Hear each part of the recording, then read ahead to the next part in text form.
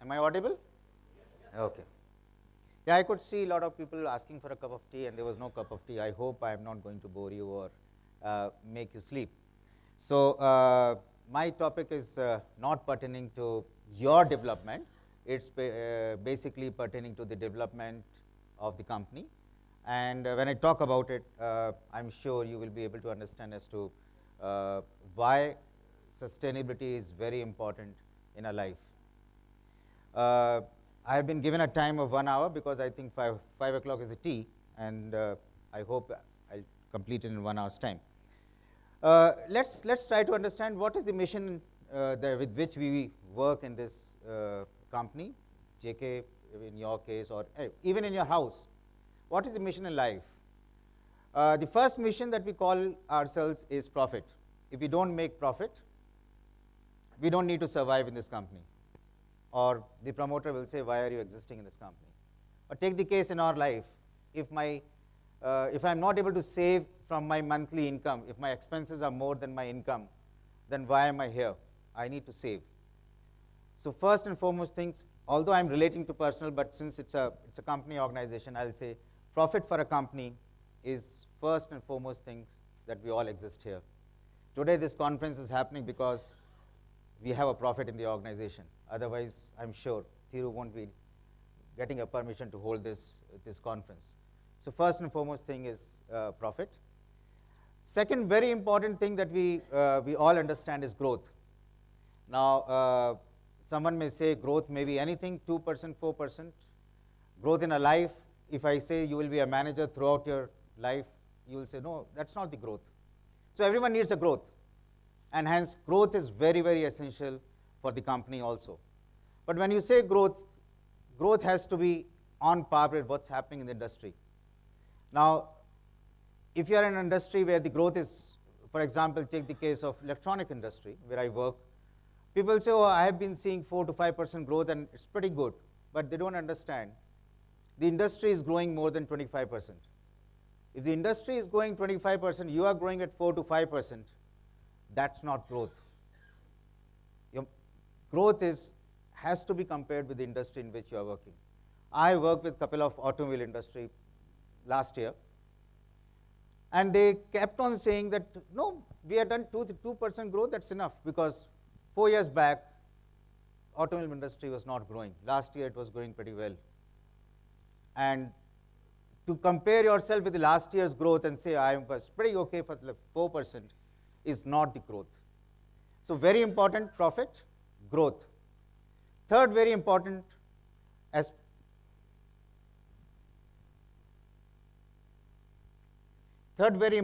employment. Without generating employment to the society, without generating opportunities to your family youngsters, which means good education, or if you have a business of your own, creating new businesses so that they can manage those is very, very important. And why I'm saying about all these three things, because these things relate to individuals and these three things relate to a company. What we are doing today has nothing to do, I'm doing differently for the company and something else for my life. My life and the company are same. So profit, employment, and obviously growth. So if I look at all the three things, this is all securing for the next generation. If I don't make profit,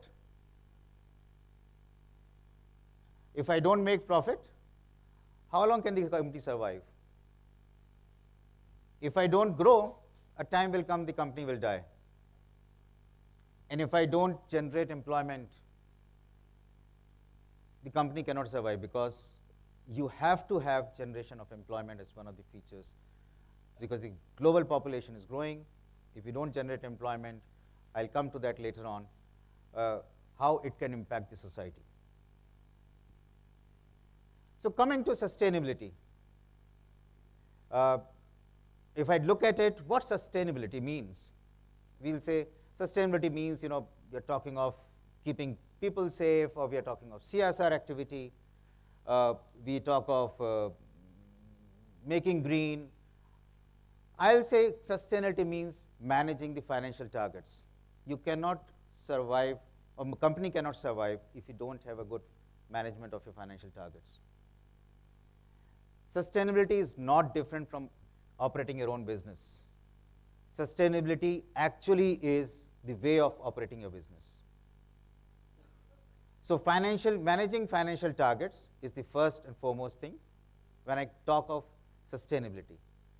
The second very, very important is social targets. And as HR professionals, I think social targets are much more important in your daily KPIs, on your annual KPIs, as compared to financial targets. But for the company, both are as important as running a company. And the third, very critical, is environment targets. Gone are the days when we used to say, oh, I have put in 10,000 plants, and in the year I have done a afforestation in an empty land. Those are the old ways of talking about sustainability. If I look, fourth one, which has been added just 7 years back, 2002, 8 years back now, is the obligations that we have to the society. As an individual, we have an obligation to the family. Same is the case, we have an obligation to the society. Earlier, sustainability was being talked about was only financial, social, environment, with no consideration for the obligations that as an industry has to this planet. So coming to how does it impact? The financial targets directly impact our profits, which we all know, and I talked about it. Our mission in life is to generate profit, for which we need to have financial targets. Social targets impacts the people. When I say people, it does not mean only employees. Employees are part of the people. They are 8 hours in the company, 16 hours in the society. And those 16 hours are more important than just 8 hours. So social targets helps us in meeting the people requirement. The environment targets meets the planet requirement. We are here only for a short time in the life of a planet, and we have no right to create problem in the planet. And hence, we need to make sure that we set our environment targets which affects positively onto the development of a planet in which we are, rather than degrading the planet. And the last but very important is the individuals, the personals that we have, the individuals that we are here. If I don't consider obligations as our responsibility, way forward, we will be individualistic in the society. So obligations have been added up very recently only because we don't want people to become very individualistic.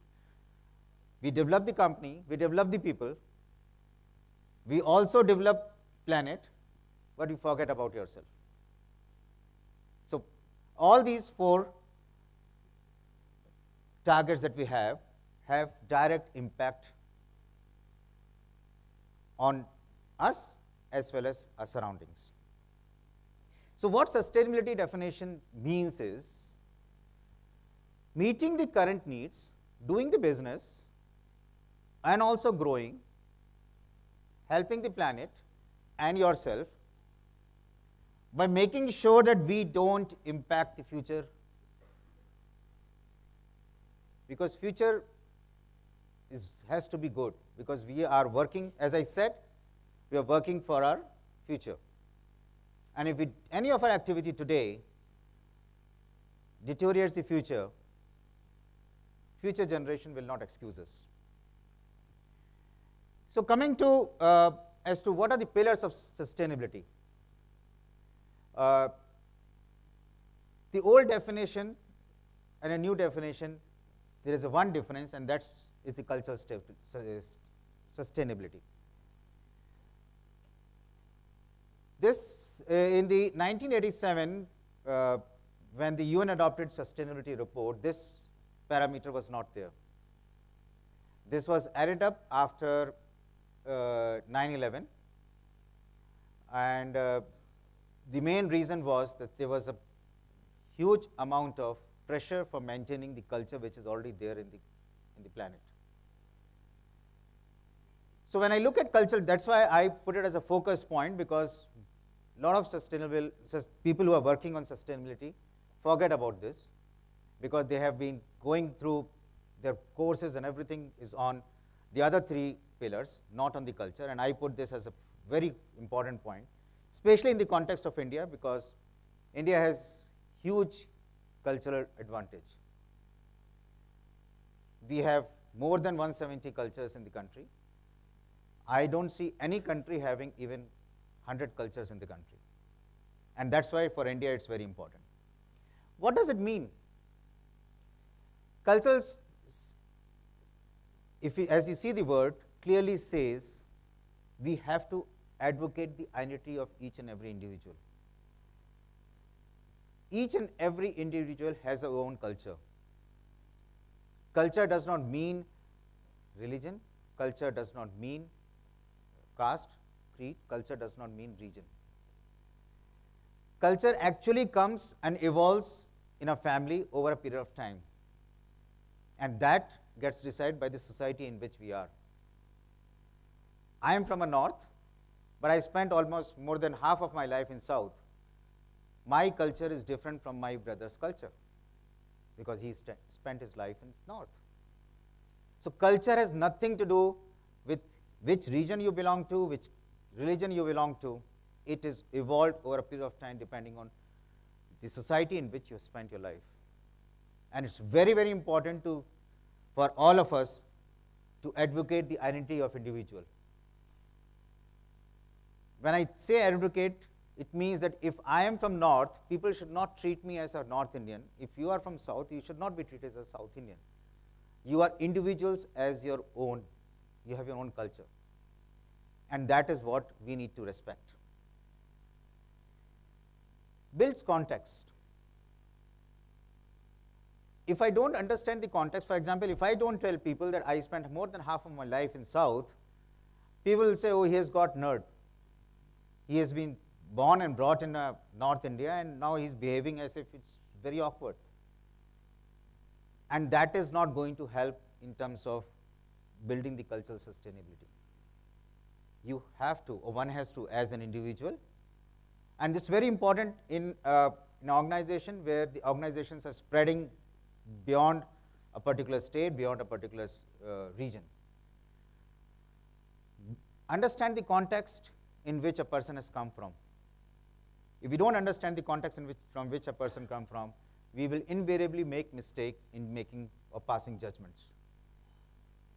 So builds context, adds value to heritage. Very, very critical. Unfortunately, in India, many people don't understand what heritage means. And that's the reason why we have wrong understanding of our religion. I don't want to go into the topic because we know what's happening in the country. If we don't understand the heritage, time will come, we'll be as bad as what Harappan culture was or Mesopotamia was. No one respected. What is the difference between those invaders who came to India? They also destroyed the heritage, they also destroyed the culture. And that's the reason why all the three advocate the identity of a person, understand the context from which a person comes from, respect the individual, and add value to the heritage to which he belongs to. Coming to something which is very common is social sustainability. Social sustainability is something where a lot of people get confused. People say, social sustainability is what? It's just CSR activity. No, CSR activity, actually I'll call it CSR activity has become mandatory now as per the Companies Act of 2013. Otherwise, no company was focusing on CSR activity. But social sustainability is important because if we want to have all the 4 targets, profit, growth, employment, we need to have social sustainability in the organization. The first point in social sustainability is equity in diversity, which means if we have an organization with the mixed people, they should all be treated as equals. I know, since I've worked in a couple of organizations which were non-multinationals, and I can correlate, although after discussing through, I got to know that JK is also changing a lot in terms of the multinational organization. There is a lot of differentiation among the people, and may or may not be in open, but I think over a period of time things are changing.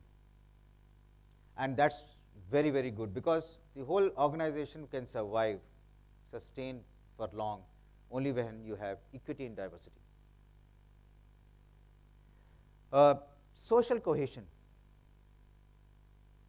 A big jargon, but basic language means everyone in the society has to be gelling with each other. When I say gelling with each other, there may be one particular festival of a particular religion, there may be other festival of another religion. We need to enjoy together, we need to celebrate together, we need to appreciate their culture, we need to make sure that as a social animal, we are all social animals, as a social animal, we don't differentiate among each other. So social cohesion, add value to the quality of life, not bring down each other. Invariably what happens is that we feel if someone is growing, let's try to pull him down. Instead of, if he is growing, let's learn from it and try to go up. The sustainability of an organization lies, and I'm talking all of organization, although it is same if you look at in a family or in a country or in a planet. It is, if you correlate it with your organization, it comes out to be same. It's important that we add value to the quality of life of each and every individual. I always used to tell my people when I was in my earlier company, if anyone has gone home unhappy, he or she will never come back to job next day. A person comes back to job only when he or she sees that I'm getting some value out of the work. Otherwise, the person will leave the organization very fast.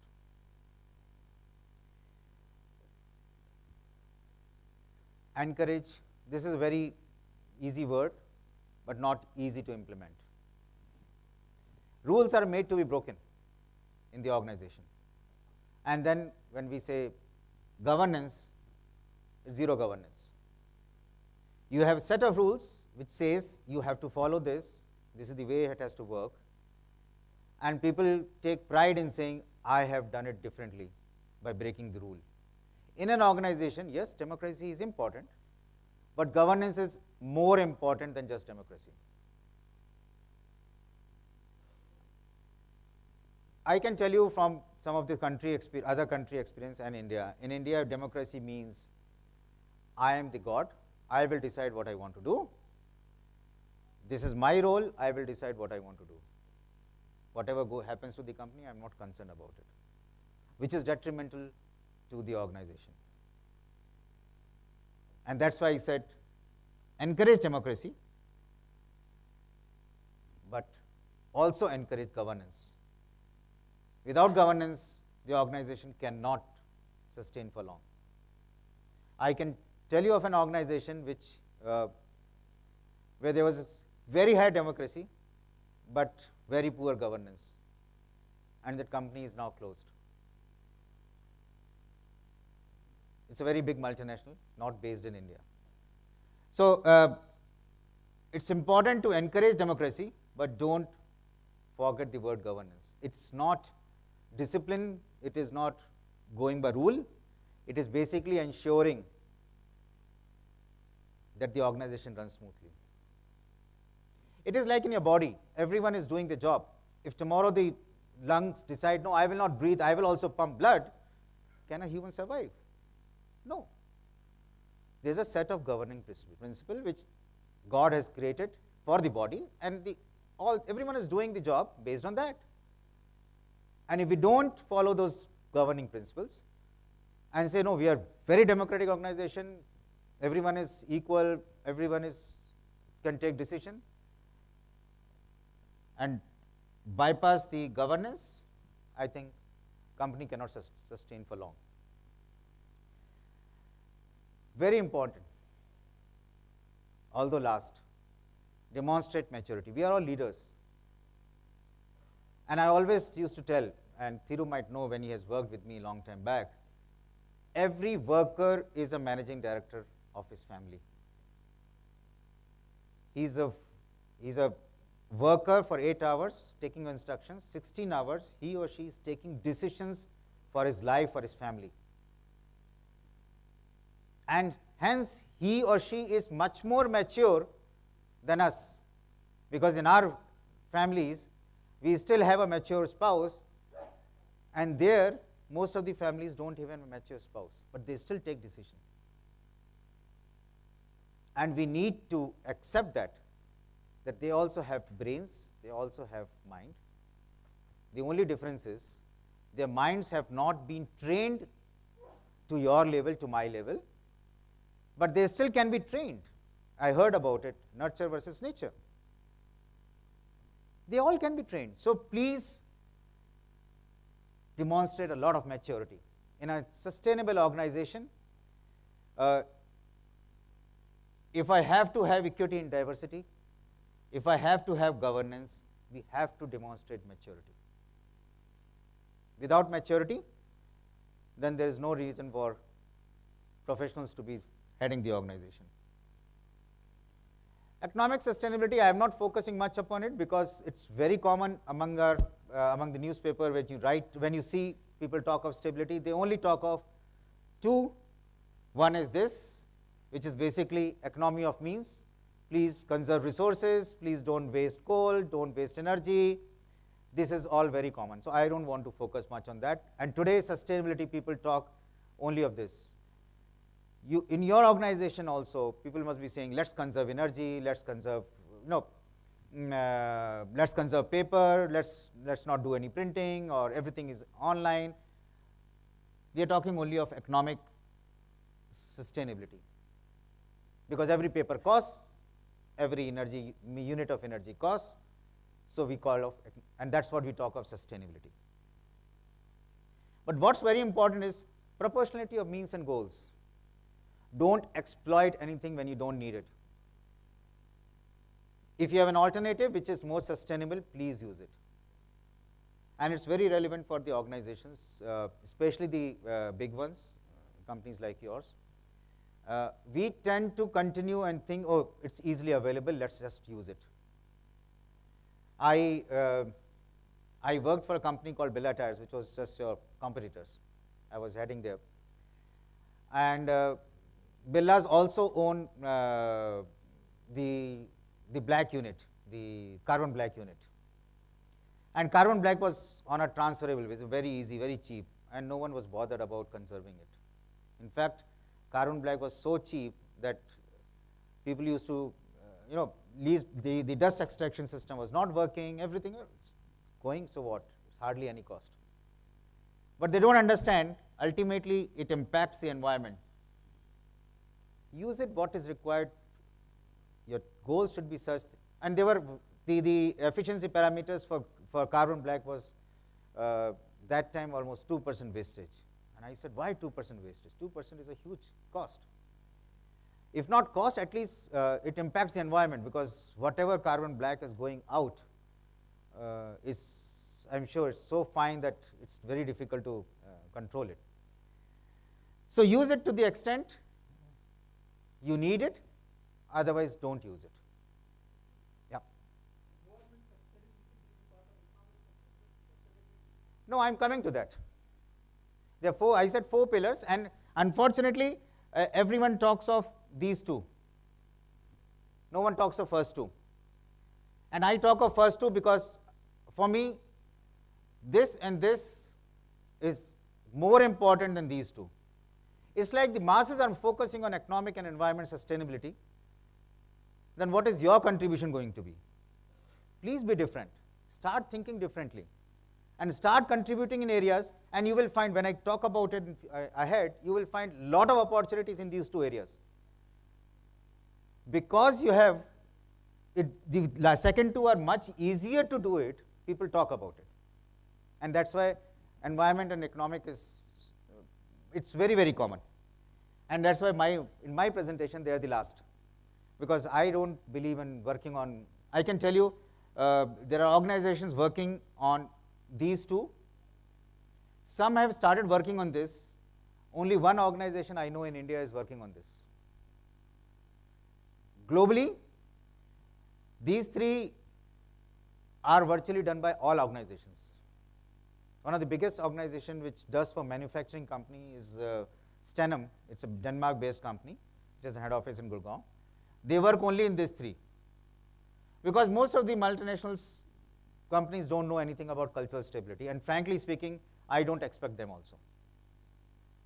When they say that we don't know, it's absolutely right, because they don't understand the culture of India. And hence, it doesn't make sense for them.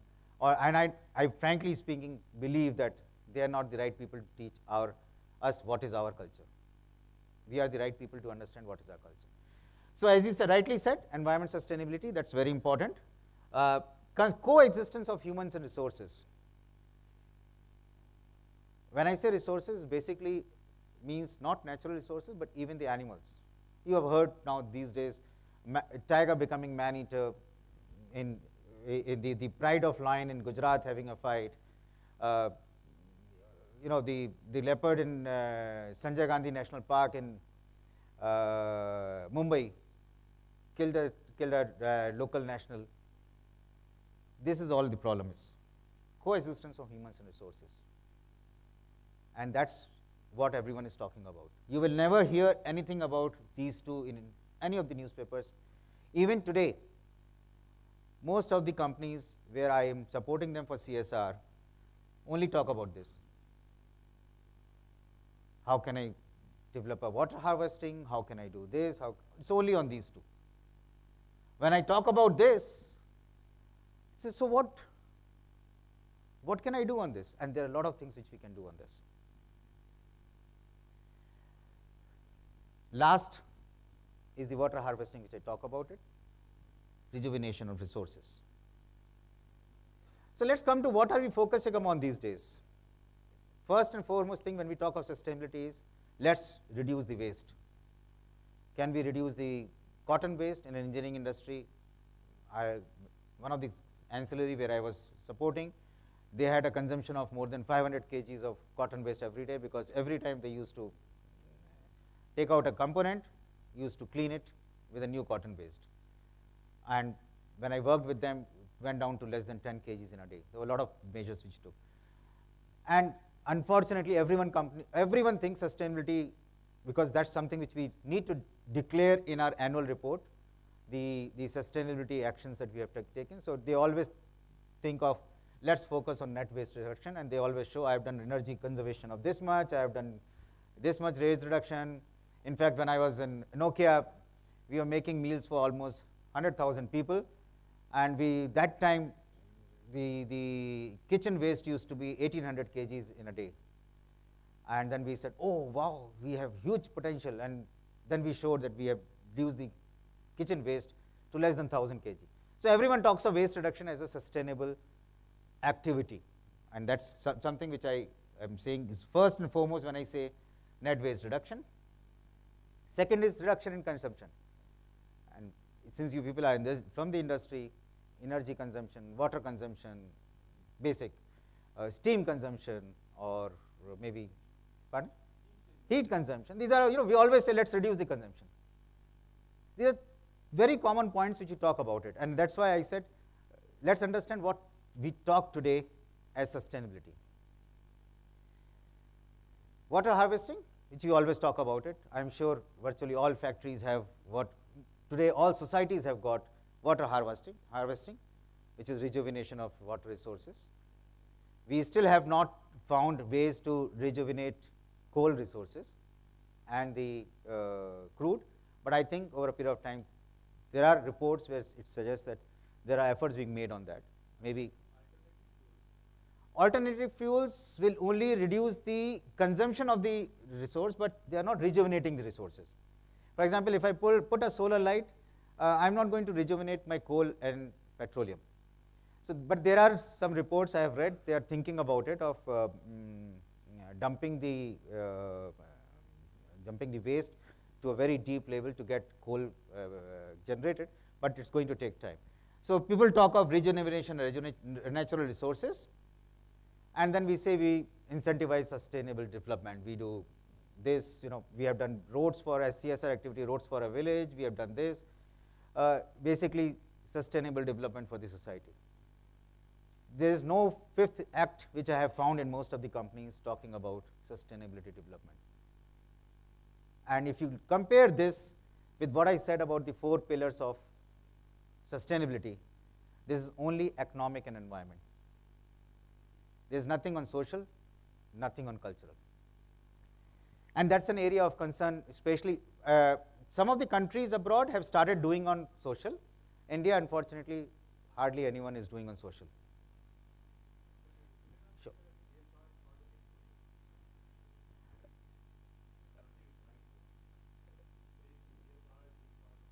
CSR, let me put it this way, tell me how many companies were doing CSR activity before 2013, before the Companies Act came. But today people are doing it only because it's mandatory, not for sustainable development.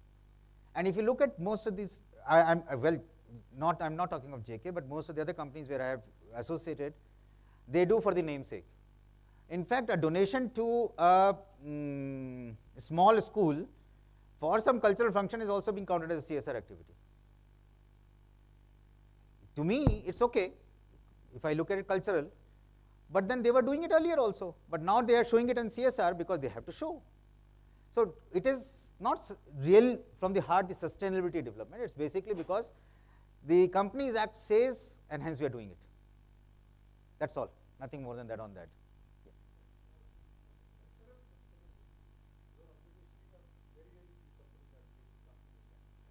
Yeah. I'll come to that. Yeah. So, okay. So, coming to what is that HR can do on that? Not future, but immediate future. I'm talking long term. I will talk about it in the other slide. We can start developing sustainable programs from induction to operations for our people. When I talk of sustainable development programs, educating, I don't know whether in JK, but most of the other companies, I have not seen the induction program having a topic of sustainability development at all. Most of the GETs, MTs who come from colleges don't even know that. I take lectures in IIT Delhi twice in a week, and when I talk of sustainability, people don't know anything about it. And hence I can say most of the GETs and MTs don't even know what sustainability is all about. What they know is only from the newspaper, because of the so-called internet invasion, they've got to know, but there is no session on sustainability. So as HR professionals, we can certainly, for the sustainability development of the planet or for our organization, we can correlate our program to make sure it is matching the requirement of the company, be it JK Tires or JK Papers or Fanner, wherever it is, meeting that requirement. So we can have sustainable programs from induction, and when I say operations, we mean till the time an employee becomes a manager, where he or she can take decision. Educate them to an extent where they get much more knowledge about what sustainability is all about. Make sustainability a core value of an organization. I can tell you the way sustainability is growing. I am sure you must have got to know the Nobel Prize this time went to a gentleman who has worked on sustainability. In 10 years from now, it will be a big deciding factor between a good company and a bad company. 20-25 years back, safety was a very important factor. All companies started focusing on safety. Today, safety in Indian companies are much, much better. Take one or two accidents outside, like the one which happened in Bhilai 2 days back. But otherwise, safety is much, or let me put it this way, the factories are much more safer today because there was a drive towards it. Globally, sustainability has become a drive. I work for, do a consultancy for BMW in Munich, and I see the way they talk about it, developing product also for sustainable future. It's not long time when in India also sustainability is going to be a big differentiating factor. So that's why I said, make sustainability a core value of our organization.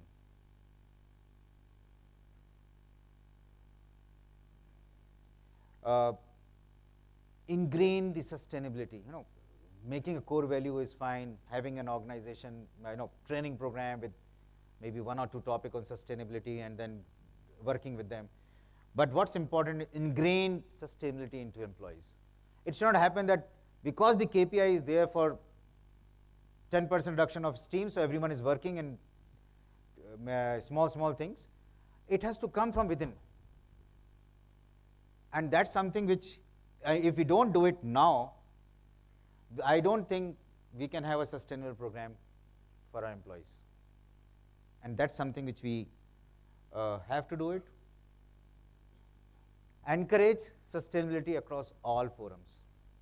Today, sustainability is talked about only in the AGM and the press conference, which the company gives. When I've seen in my earlier company as well as when I attend some of the launch conferences, no one talks of sustainability. Very few companies even talk about sustainable, the product sustainable. Let's make this as a very common point in all our communication forums. How is it that the company is working towards sustainability? Let's talk about the future. Okay, fine. This is something which we can do it now. Maybe if we take a call, from next month we can start doing it. But it's something which will take time, but we have to start thinking, and a lot of global companies have started doing it. Last two weeks back, I was in UK, and I can tell you, there was a textile company there making fabric for your aircraft seats and all.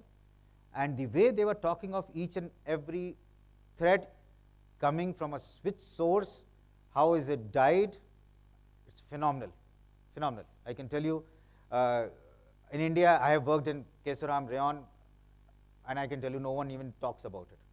When I used to go into the market and talk about, you see this rayon is a green product, cellophane paper, or you call transparent paper, is a green product and not plastic, no one was bothered about it. Go to companies which are abroad, they have started talking about it. So, before I start to the steps, some of the key notable points which everyone talks about and we need to understand, and I thought I'll put it here. Sustainability will depend and will be measured on our supply chain networks. As I said, gave the example of a thread. From which source are we getting the raw material? Everyone is going to talk about it. 10 years back, I was with Nokia, and one of my HR had started organic farming in Chennai. 3 years he did organic farming, didn't succeed because there was no sale, no market. And I was talking to him just last week. It was his birthday, so I called him up. He left that farming. He has a big land. He left his farming. He has become a CHRO in one of the Chennai-based company. And I was telling him that you made a mistake, wrong time. Had he done the organic farming today, I think the demand for his product would have been much higher. And this is just an example to showcase how 5 years back, no one was bothered about organic product. Today you can fetch double the price, you can mint money if you do organic farming. There are people who are becoming millionaires only by doing organic farming. And that's what I said. Learn from what people are saying. Sustainability will depend and will be measured on your complete supply chain network. So start working on that. And that will be differentiating factor. Today, if I go to the market and I ask for an ordinary vegetable, I get a market price. But if I talk of organic vegetable, I don't pay a market price, I pay a premium for it. Even if the cost of producing that is maybe 20% higher, but I pay a premium of almost 50 to 60%. Because that's where is the market. So, will be measured on the supply chain network that we set up. This is from one of the, or I'll put it this way, 2008 when, I don't know whether you people know, when the recession came, Ford was the only automobile company which did not got impacted. They continued to make both bottom line and top line. Simple reason means they had very good systems to make sure that the company survives. And that is the time when he made the statement, future of sustainability lies in integration of our operations, not just like, we say, we talk about it, but we don't practice it. Difference is, it has to be in operations, enabling business leaders to achieve goal of good things and doing good things simultaneously. Not just talk about it, but do it. And it's a very good example of how a company like Ford, where US was the biggest market impacted by the recession, Ford did not get impacted. Very important, and this is something which you might have heard this gentleman, Al Gore, who got a Nobel Prize, and he still works a lot on sustainability. More and more companies are realizing that designing sustainable products, process, and value chains. I'm not talking of value chains alone. Products, process, and value chains makes more business sense. In 2012, there was a study done by MIT, Sloan School, on 50 industries, and this was repeated again in 2016. It's a fresh report which is available. You can get it on internet, maybe not full copy, but it's an HBR, where they have clearly shown companies which adopted, because that's the time when Al Gore was the vice president and he was focusing on sustainability, he pushed companies. So these companies gained, or they had a leap jump because they started developing products which are more sustainable. And that's because of that report, now most of the US companies have started focusing, European companies also started focusing on that. I'm not covering on that report because if I talk of that report, there are a lot of technical parameters which I'm sure HR people may not be able to digest. So what do we need? What's the future now? And it is something which cannot happen tomorrow, which cannot happen this year. First and foremost, developing processes which can be called green processes. And process change requires a couple of years. Even if you design in a lab, you need to do in a mass scale, get a capital investment, get suppliers who can make it, do the process changes, but it can be done. And as this company which I was talking about it, or let me talk of BMW. BMW, I visited their gear plant, and I was surprised how they have changed the material of the gear from earlier there was an alloy, and now it's a plastic, biodegradable plastic. And it has not happened over a period of time. I'm sure they must have done it over maybe 10 years or 15 years. And that's what I'm talking about it. Start developing processes which can be called as green processes. And that's what I said, not this year, maybe in 5 years, 6 years from now. Very important, use of technology for social upliftment. When I say social upliftment, this is coming under social sustainability. The way technology is growing or developing or expanding, unfortunately, and this is prominent mainly in India, not much in other countries, the fake news is very common. The way we forward the fake news, can we start using that technology for the social upliftment. And this is nothing impossible. It's very easy. Next, creating environment awareness through product campaigning. As I said, none of the companies talk about green product. Yes, I was there in one of the, I was invited in one of the launch conference for Liva. You know, LIVA is a brand for this Aditya Birla Group for the green fiber, free flow fiber, and they talked only of green. I was very impressed. They had launched this 4 years back, and I was very impressed. I said, at least someone is talking of green. But I can tell you, no one talks about green, that fiber as green, anywhere in the market. You go to Shoppers Stop, you go to Lifestyle, they will only put a label Liva, but they will not talk about green product, because that awareness is not there. At least I was happy that they started environment awareness in the product campaigning. I'm sure as time passes through, this will become a regular feature. And let me tell you, this is something which they talk about a lot in Europe. I won't say about America because I travel a lot to Europe, and Europe, they label it green product. Most of the products you will find green product. In fact, even if you go and buy a sandwich, they will clearly put it organic sandwich, recyclable. Even the plastic film which is there, if you put it in the light, you will see printed, it's recyclable plastic film.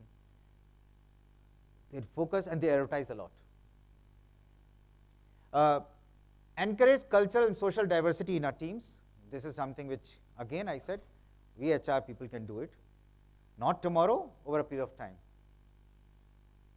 One of the good things which the Companies Act did in 2013 is mandating lady board managers, correct? Otherwise, even at the board level, there were no diversity. And that's all because there's a tremendous pressure on everyone to have. Most of the MNCs are make it mandatory that your team should have one lady member. In fact, now some of the MNCs are saying, if you are all Indians, if it's an MNC, have someone from other country. And that's the reason why now Levers has got 2 people from outside India. And a lot of Lever Indian managers have gone abroad to be part of those teams. So what I mean to say is, in India, unfortunately, it has not started, but this is something which we as HR people can start doing it in our team. I'm not saying you need to differentiate, but you need to see how we can have diversity in our teams. The development in the social, or let me put it this way, as we see the society getting developed, as we see maturity coming up, we will very soon see the decision making will become team, not individual process. And this is something which is becoming very common abroad. Some of the big companies, the decisions are not taken by individuals, they are taken by the team. And it is not difficult at all. All that it requires is, it has advantages and disadvantages. The biggest advantage which I see is, it is not individual decision, it is not that my manager has taken a decision, it is we all who has taken a decision. So the decision is not the GM's decision, the decision is the team's decision. The maintenance team has taken a decision, or the project team has taken a decision, or the HR team has decision, not the HR head has taken a decision, or the project head has taken a decision. So as time passes, I think over a period of time, the decision making will become more and more become the team process. This is something which is very difficult, but I can tell you, and this I got impressed when I went to China. I go to China also because since I am associated with manufacturing. Some of the companies have started putting at least one KPIs because their environment consciousness is very high because they were virtually, Beijing was in a bad state. When I was in Nokia, I was not able to even breathe there. I didn't go, used to go in the winter time. but now things have improved, and hence sustainability, not in a right way, they are only talking about environment and economic, but sustainability is the KPI for most of the managers. And that's something which in India, if not today, tomorrow will come. Because we learn from others, we don't initiate things. We don't feel that, oh, let us start it. We are forced upon it. That's unfortunate for us, but it's better to understand what's happening in the global market and try to do it, if not innovate, at least do it before it is mandated on us. So that's something which is going to happen. KPIs having contribution of sustainability, and this is something not easy to talk about it, bringing work-life balance in employees. I know in the earlier discussion of Mr. Anurag, there was this how to cut off from office to home. I think that's the way of life. That's the way of life. Because for a human being, and that's what studies have shown, for a human being, family is as important for the emotional balance as the office. If a person is not being able to have a family life, he or she cannot contribute properly in his work. Correct if I'm wrong.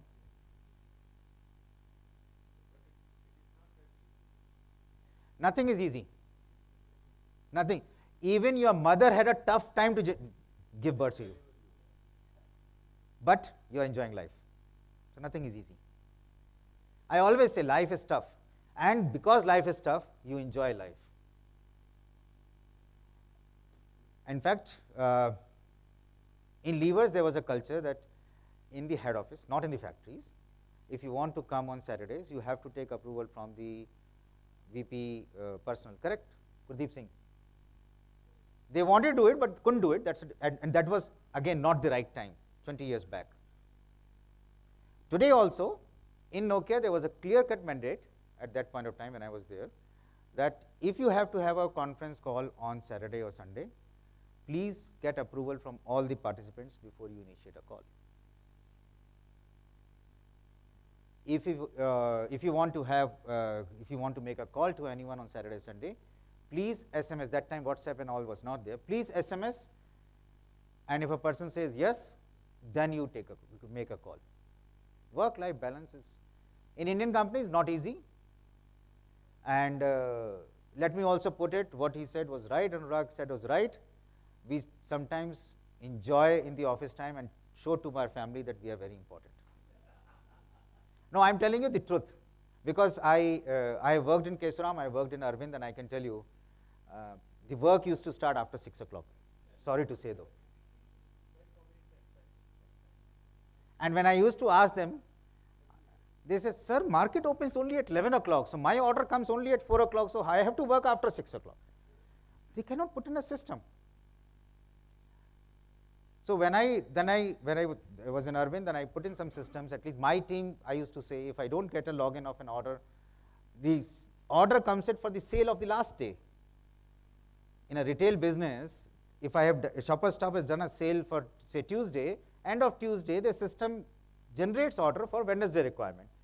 So in the morning 9 o'clock, you can see the order, and you should don't have to check the order with Shoppers Stop. You only have to make sure that the order is fulfilled during the daytime.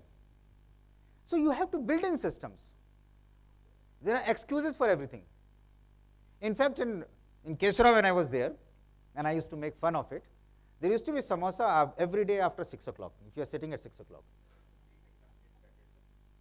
And people used to stay till 6 o'clock only for that. Although the official timing was closing at 5 o'clock, people used to stay till 6 o'clock only because of that.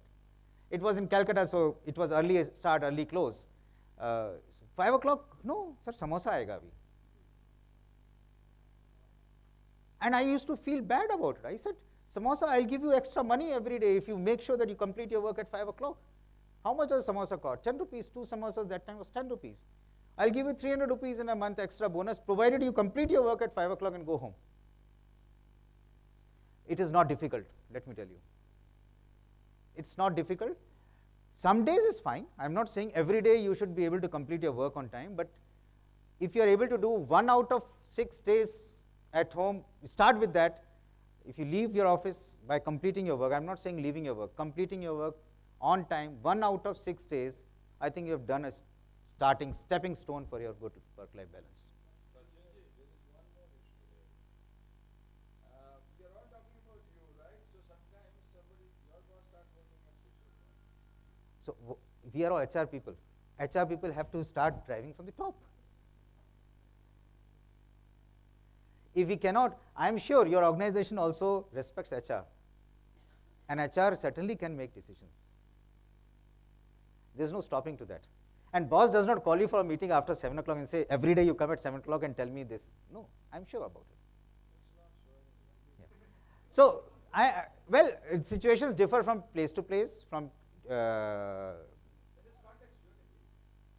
Let me tell you, I was maintenance engineer, and I was young, maintenance engineer, not even married. And in levers, there used to be a culture that everyone used to, in the factory, used to work till 8 o'clock, 9 o'clock. Correct, Thiru? You have worked in a factory. But I always used to leave at 5:30.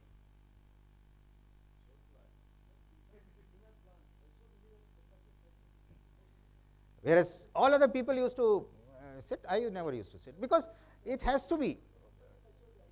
I used to play, that's a different issue. But you have to, this is nothing impossible. I'm saying everything is difficult to start with. Everything is difficult, and that is why physics is a very good, all of you must have heard about physics. The starting momentum is much higher than the subsequent force. And that is what we are talking about. Newton was not a fool. Newton said rightly, MA is, starting momentum is much higher than your force.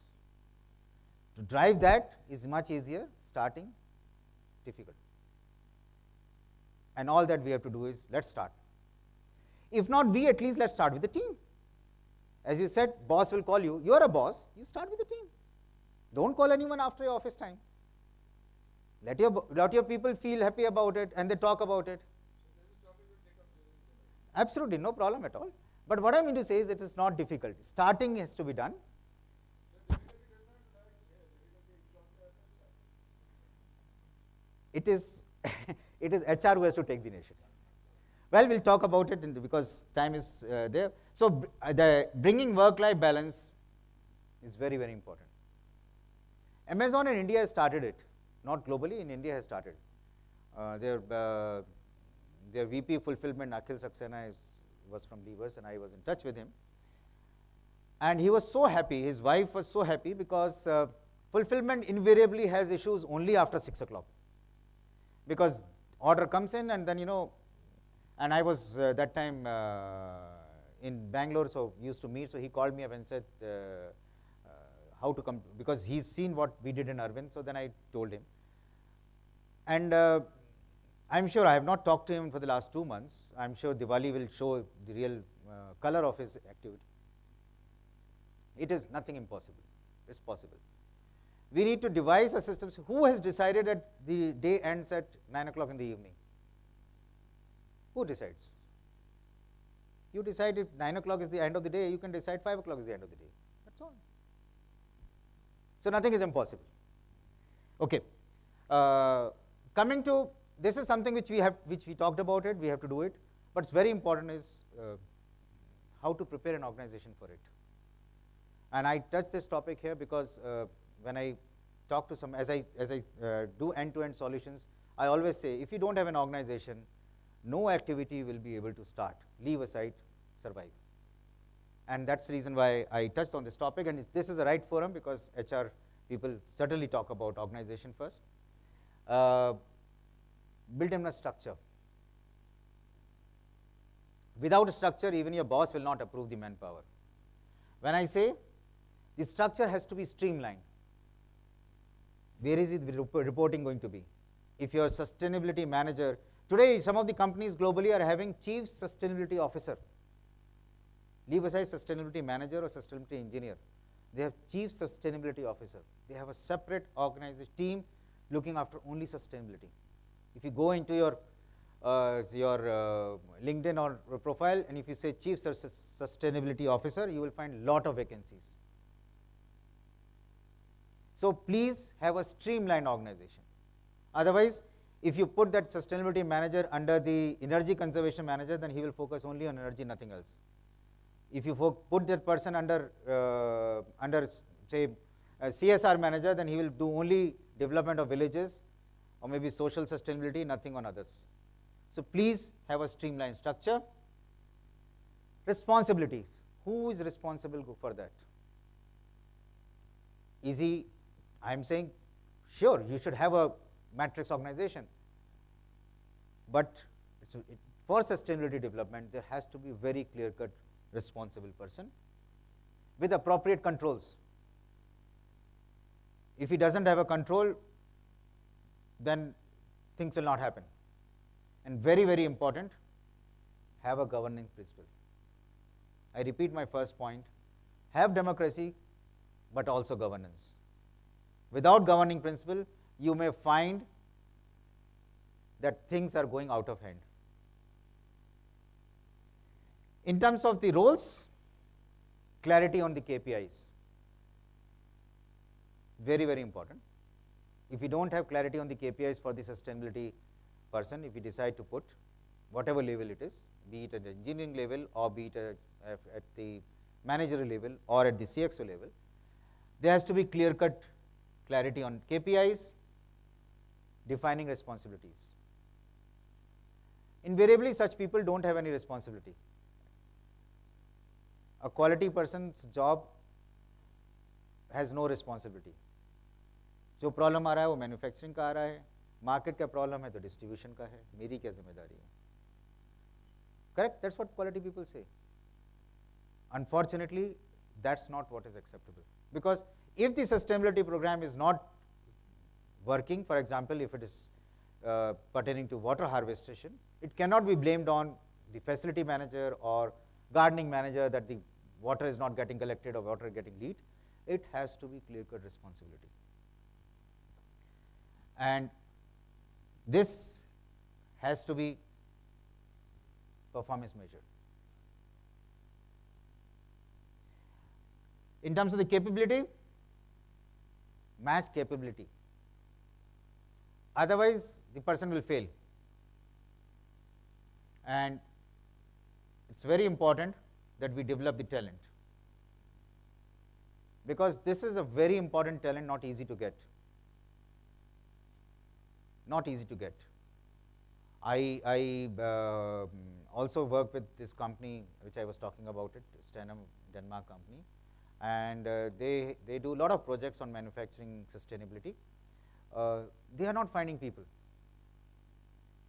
And simple reason being, most of the time when you talk to them, they are only process oriented. They will only talk of ये नहीं हो सकता, वो नहीं हो सकता, rather than finding out क्या नया हो सकता है. Because there is no structure in it. It is not that आप उसमें energy calculation किया और आपने देखा ideally मेरा energy consumption होना चाहिए 2 kilowatt per tire, but अभी तो मेरा 2.2 हो रहा है तो 0.10% कम हो सकता है. इसमें ऐसा कुछ नहीं है. That is why there has to be a talent which understand what sustainability is and what is it that he or she has to do it. And we have to nurture that, because organization में क्या होता है, जब वो किसी के पास जाएगा, आप लोग जो ज़्यादातर लोग ऑपरेशंस में होते हैं उसको साइडलाइन कर देंगे, इतना इंपॉर्टेंट नहीं है, छोड़ो, and then the person will leave. Typical in an organization, that person will leave because he gets frustrated and he will get a job somewhere or the other, the organization will suffer. So the talent has to be treated well. Resources, recruit full-time employees, full-time. I am not against contract people, but in an organization, a contract employee does not get any bhav. He does good value addition, let me tell you. For the money which you pay, he does good value addition, but no one respects him. So please keep full-time employees if you want to look at sustainability. And define standards for requirements. there are clear-cut standards which are there. If we want to have it, we can work it out, depending on what is that we are going to focus upon, but clear-cut requirements. A person who is good in social sustainability may not be good in economic and environment sustainability. Person who is good in economic and environment sustainability may not be good in social or cultural sustainability. Both are very, very different. So one has to be very clear as to where are we going to focus upon to start with, and hence things have to be clear, which is what I call it as an infrastructure. Now, there's a small video clip of the Harvard University, which has, how much time is there? Can I show this? It's a 3-minute clip, how they have done small projects to really show how sustainability can be achieved. Yes.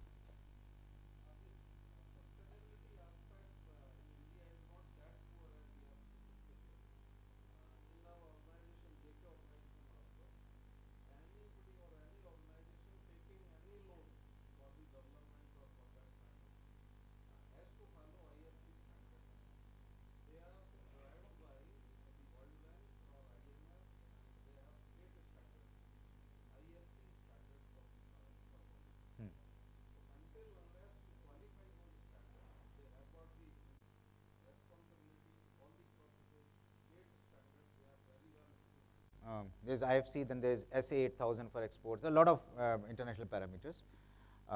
But if you look at it, these are all old standards. SA 8000, if I look at it, has nothing to do with the cultural sustainability and social. Even IFC, if you look at it, is only economic and environment sustainability. It does not talk of social and cultural stability.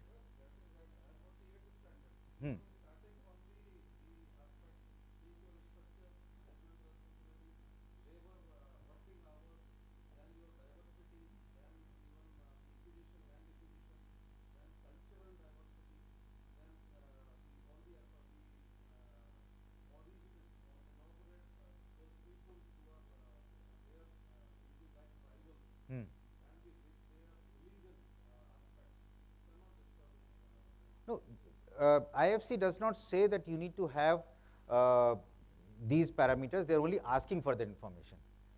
It does not say you need to have diversity, you need to have this. They are only saying, do you have a diversity? If yes, what is it? Verify whatever statement you are giving it. But if you look at the sustainability that people are talking about globally, is very, very different. It is not, no, let me tell you, I was involved in putting up a factory in Pune, LG.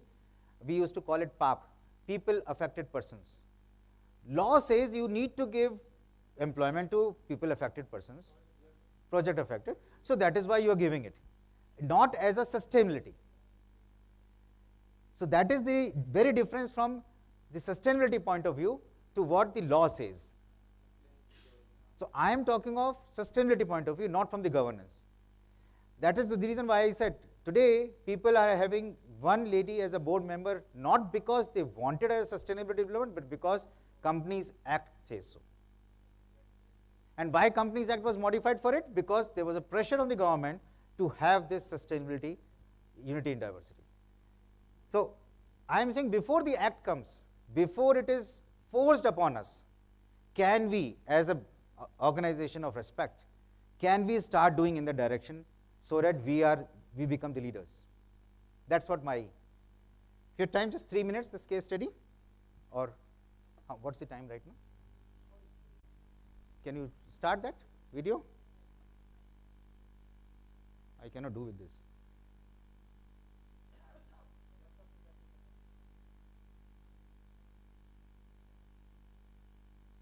No, I cannot do with this. Where is the laptop? Summary. Sustainability is for organizations, survival, not running. Running, anyone can do it. Survival for the future years to grow. When I say future, it's not my future, my next generation future. For the future years to grow at a faster rate. at a faster rate without depleting the resources involving everyone from the organization and the community, not just organization, including the community, for equitable growth and happiness of the society. That's the summary of what sustainability is talking. If we believe in sustainability, this is a statement which we should keep in mind and say, are we following this? Everything will fall under it. It is not something, a program which is forced upon us. Unfortunately, in India, most of the companies, I was working with a company called Indura Exports in Bangalore. And when I went them on this, they were using all dyes which were not organic dyes. And when I talked about it, his answer was very simple. Saab, paisa kaun dega? And he was right. If you ask him personally, yes. Then I spent 2 days with him on finding out alternate organic chemicals, finding it out, helping him in terms of how the cost can be reduced by ensuring the right mixage and all. Then he understood. So it involves a lot of patience, but I'm sure if everyone decides that I will do it, it's not impossible. If companies in US, Europe, and in China are doing it, why India should lag behind? Maybe the only difference is we don't have a law and we follow law. We want to follow law. We follow law is a different issue. So that's all from my side. If there is anything, please feel free to ask me.